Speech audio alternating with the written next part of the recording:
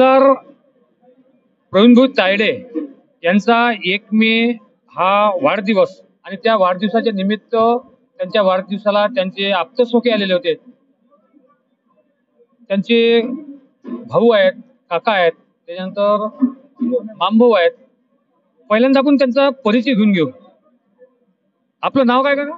दिगंबर भाऊराव तायडे. तायडे. आपण आमदाराचे कोण काका आपण? अरविंद अंबा तायडे, आमदाराचे भाऊ. तुम्ही? विजय भीमराव तायडे, आमदाराचा भाऊ. अनुज वाटाणे. नातं काय म्हटलं? आतो असे हे आप्तसोखे आहेत. आपण एका मिनिटातच एक मिनिटाची त्यांची बैठ घेऊ. काका, जेव्हा प्रवीणभाऊ तायडे हे गावातून सरपंच पदाला किंवा याला उभं राहिले तेव्हा तुम्हाला वाटलं होतं का की हे निवडून येतील म्हणून? हो, असं कोणता गुण होता त्यांच्यात की बा तुम्ही हेरला की हे निवडून येऊ शकतात किंवा हे राजकारण करू शकतात? त्याची इच्छाशक्ती अशी होती. इच्छाशक्ती राजकारणात जाऊ तो पहिले सरपंच होता. काय नंतर जिल्हा परिषद होता. जिल्हा परिषद निवडून आला. आता आमदार झाले. तुम्हाला सरपंच झाल्यानंतर आमदार जिल्हा परिषद मध्ये निवडून येतील का, आमदार होतील का अशी अपेक्षा केली होती का तुम्ही? अपेक्षा होतीच. असं काय वैशिष्ट्य होतं त्यांच्यात की बाबा एवढी ते भरारी घेतील म्हणून वाटलं? त्याचं काय आहे, सांगता येते. योग आहेत ते, कोणत्याही गोष्टीचे योग आहेत. आता आपल्याला वाटते बा होतेच असतात आमदार किंवा सदस्य जिल्हा परिषदचा. म्हणजे यांच्या बोलण्यावर असं वाटतं की ते प्रवीणभाऊ तायडे हे नशिबात आहे. याच्यावर तुमचं मत काय? हो, खरीच गोष्ट आहे.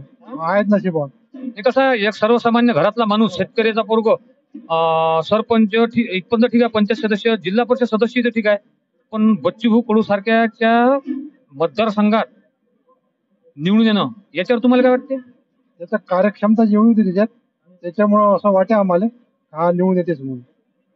बरं, हे तिकीट भेटताना तुम्हाला वाटलं होतं का की तिकीट भेटेल म्हणून? 100%.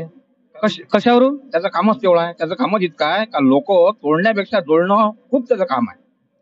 तोडणं सोपं आहे, पण जोडणं हे कठीण आहे. तो कोणत्याही कार्यकर्त्याला कधीही तुटू दिला नाही. तो कार्यकर्ता जोडत राहिला. आज आमचा अतुल भाऊ गोळे आहे, तो मनसेपासून त्याच्या सोबत आहे, तर अजूनपर्यंत तो सोबतच आहे. तो शांभाऊ गावंडे आहे, असे बरेचसे कार्यकर्ते आहेत, बरेचसे कार्यकर्ते आहेत का ते मनसेपासून त्याला जोडलेले आहेत, तर ते अजूनपर्यंत त्याच्या सोबतच आहेत. आमदार झाल्यानंतर त्यांच्यात पहिल्यांदा काही फरक पडला का हो? नाही, काही फरक नाही पडला. जसा आहे तसाच आहे. त्यात फरक पडणारही नाही, कारण तो ग्राउंड लेवलचा कार्यकर्ता आहे, त्याच्यामुळे त्यात फरक पडत नाही. बरं, तुम्ही आता वागताना असं तुम्हाला वाटतं का ते भाऊ आहे म्हणून मग तुम्हाला तुच्छ लागतात असं? नाही, मला तर भाऊ म्हणजे भाऊच, बाकी काहीच असं हे नाही. म्हणजे सन्मान ठेवतात ते. बिलकुल गावात आल्यानंतर काही फरक? काहीच नाही. बरं, तुम्ही दादा त्याची आतोभाऊ मामू, तुम्ही आमदार झाल्यानंतर कधी असं वाटलं का की त्याच्या डोक्यात आमदारकी गेली म्हणून? नाही, कधीच नाही वाटलं असं. जसे होते आधीपासून वागले, लोकांसोबत जसे वागले तसेच मित्रांसोबत वागले. बरं, एवढी अपेक्षा केली होती का वाढदिवस असा एवढा जोराने होईल म्हणून? नाही, वाढदिवस म्हणजे कदाचित चांगलाच झाला ना आता. अशी अपेक्षा केली होती का तुम्ही? अपेक्षा नाही. म्हणजे या सर्वांचं म्हणणं असं होतं की ते सुप्त गुण त्यांच्यामध्ये होतेच. त्यानंतर राजकीय सुप्त गुणांना त्यांनी वाव देऊन एवढ्या मोठ्या बलाढ्य माणसासोबत टक्कर देऊन ते विजयी झाले. आणि आजचा वाढदिवस पाहिल्यानंतर हे सर्व घरची मंडळी भारावलेली आहे. आज त्यांना तो वाढदिवस पाहून काय बोलावं हे समजत नाही.